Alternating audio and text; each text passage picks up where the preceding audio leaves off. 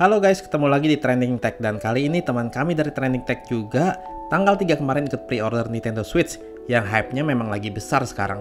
Terus tanggal 4 kemarin ini barangnya ternyata udah sampai.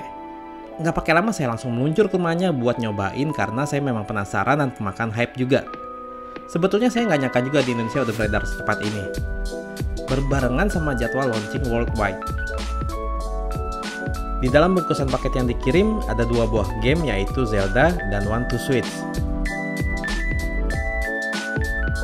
Terus ada box Nintendo Switch-nya yang ternyata nggak terlalu besar.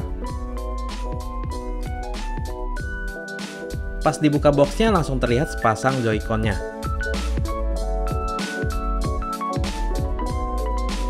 Lalu ada 1 unit Nintendo Switch-nya. Lanjut buka layer kedua. Terdapat controller grip untuk Joy-Con. 2 buah strap Joy-Con buat diikat ke pergelangan tangan. Ada HDMI kabel, power adapter, ada buku manual yang cuma 4 halaman kecil, sama kertas distributor Switch ini. Nggak ada kartu garansi atau yang lainnya ya. Sama terakhir nih, ada dock yang fungsinya buat connect Switch ke TV dan buat ngecas Switch beserta Joy-Con-nya. Bagian depannya ada logo Switch yang di-emboss.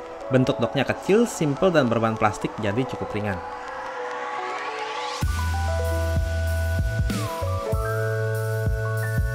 Di belakangnya bisa dibuka terus ada port untuk power, HDMI, dan USB 3.0. Soalnya port USB-nya ini warna biru. Terus di sampingnya ada lagi 2 port USB biasa. Nah, saya cukup penasaran dengan Joy-Con yang menurut saya sangat menarik ini. Bentuknya cukup compact tapi masih pas di tangan. Tombolnya banyak banget karena memang didesain untuk memiliki fungsi atau mode yang macam-macam. Tombolnya ini ternyata cukup enak juga kalau ditekan. Saya kira bakal nggak enak dan terlalu kecil. Tapi pas dirasain sendiri ternyata nggak juga. Dan pas saya pegang di posisi sideways ternyata juga cukup nyaman. Strap Joy-Con-nya bentuknya cukup simple, ada indikator minus dan plus buat nandain kalau mau pasang ke Joy-Con-nya. Joy-Con sebelah kiri ditandai dengan tanda minus dan sebelah kanan itu dengan plus.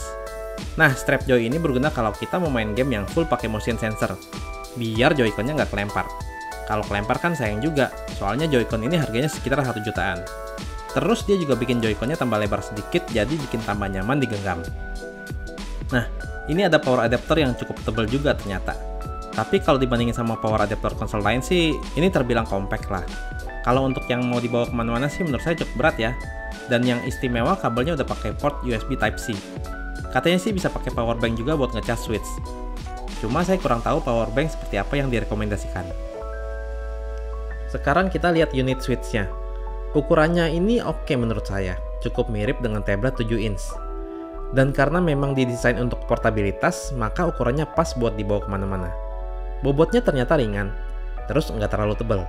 Di depan bawah ada brightness sensor, di bawah ada port USB Type-C, di sampingnya ada rel buat nyambungin Joy-Con. Switch ini berbahan plastik doff ya. Di belakangnya ada stand, terus ada lubang yang awalnya saya kira speaker tapi ternyata bukan. Di bagian atas ada tombol power dan volume yang cukup kecil. Ada exhaust, ada port audio, dan di sampingnya ada port untuk game card. Oh iya, soal harga, di Indonesia rata-rata dijual di harga 6,3 sampai 6,5 juta buat yang warna grey. Dan untuk kawasan Southeast Asia, memang paketnya dibundling sama game Zelda dan One to Switch. Kalau yang warna neon di markup sedikit, jadi lebih mahal sekitar 200 ribuan. Padahal harusnya harganya sama aja. Nah, sebetulnya untuk masalah harga ini udah oke. Soalnya ternyata pas kami cari tahu, harga Switch di banyak negara itu memang mahal. Di Malaysia dengan paket yang sama, harganya sekitar 6,8 sampai 7 juta. Terus di Singapura harganya sekitar 6,5 juta. Di negara lain selain US dan Jepang, ternyata harga konsolnya saja banyak yang cukup mahal. Jadi harga yang sekarang di Indonesia masih cukup oke menurut saya. Untuk box gamenya ukurannya lebih kecil sedikit kalau dibandingin sama box game PS4. Tapi pas dibuka ternyata game cardnya kecil banget. Di dalamnya juga cuma ada kertas distributornya. Nggak ada buku panduannya. Nah, sekarang kita coba setup dan nyalain Nintendo Switch-nya. Oh, by the way nih, pas stand-nya dibuka ternyata ada slot microSD. Sebagai informasi, Switch ini ada internal memori sebesar 32 GB. Pas dinyalain, kesan yang saya dapatkan itu lagi-lagi merasa bahwa ukuran konsol ini sangat kompak sekali. Pasang Joy-Con ke switch-nya cukup gampang. Dan sound effect touch switch yang tone-nya fun ini juga banyak terdengar.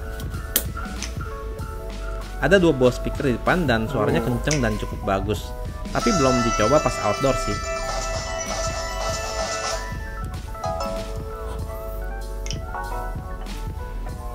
Switch ini udah dilengkapi juga dengan WiFi.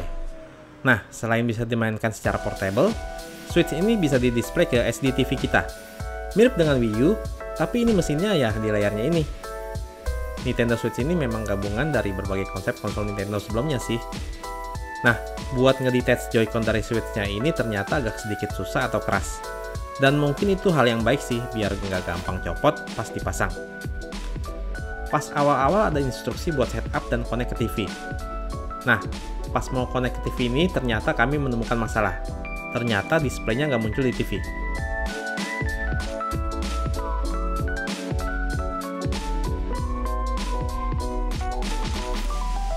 Padahal indikator TV outputnya udah nyala. Awalnya kami kira ada kesalahan setting di TV atau kabel HDMI yang bermasalah. Ternyata setelah settingan TV di reset dan ganti kabel HDMI pun tetap nggak bisa. Lalu kami coba connect ke monitor yang udah ada port HDMI-nya juga. Dan ternyata tetap nggak bisa. Lalu kami yakin bahwa teman saya ini menerima produk cacat. Karena penasaran, kami coba googling dan ternyata cukup banyak yang punya masalah yang sama atau mirip. Terus kami udah cobain cara-cara yang disarankan dan tetap nggak berhasil. Nah, buat kalian yang mau beli nih, karena nggak ada representatif Nintendo resmi di sini, jadi hati-hati ya. Saya saranin perhatiin garansi yang diberikan seller. Ada yang kasih garansi seminggu ganti unit baru, ada yang kasih garansi servis 1 tahun, tapi ada juga yang nggak kasih. Karena docknya bermasalah, kami coba mainnya pakai mode portable aja. Saya coba main Zelda, dan sekalian cobain Joy-Con dipasang ke controller grip. Di tengah gripnya ini ada lubang kecil untuk refleksiin LED yang ada di Joy-Con-nya. Overall gripnya ini nyaman dipegang. Ya jadinya mirip-mirip lah sama controller Xbox. Cocok buat main game kayak Zelda ini. Setelah itu saya coba main dengan pasang Joy-Con-nya ke Switch-nya langsung. Ternyata pas main, saya merasa layar sebesar 6,2 inch ini sangat pas. Saya merasa layarnya cukup besar tapi masih dalam kategori compact. Enak banget buat main pas lagi di luar. Untuk game Zelda-nya sendiri saya cukup impress. Grafisnya pas dilihat sendiri ternyata bagus. Tapi saya sebetulnya masih penasaran pengen coba lihat main di SD TV.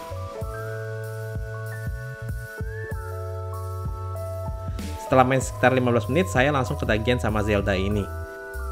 Beneran bikin nggak mau berhenti.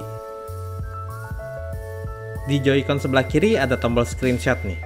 Terus ada apps foto editing juga di sini. Jadi bisa ngedit gambar dari screenshot yang kita buat langsung di Switch-nya. Nah, terus saya cobain main game One to Switch.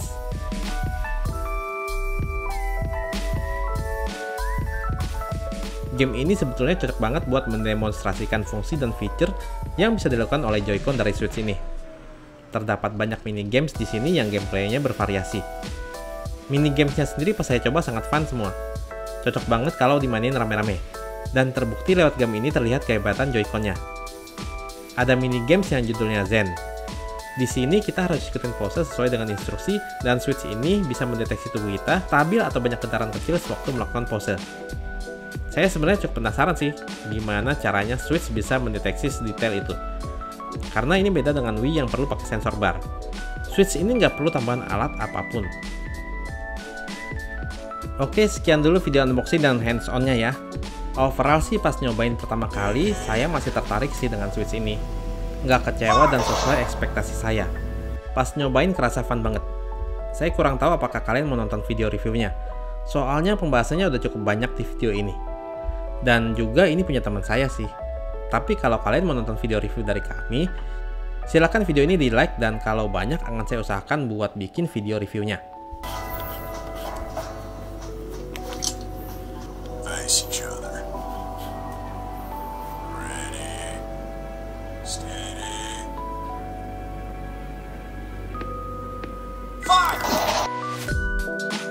Terima kasih semuanya udah nonton video ini. Buat yang mau komen silahkan di bawah sini ya.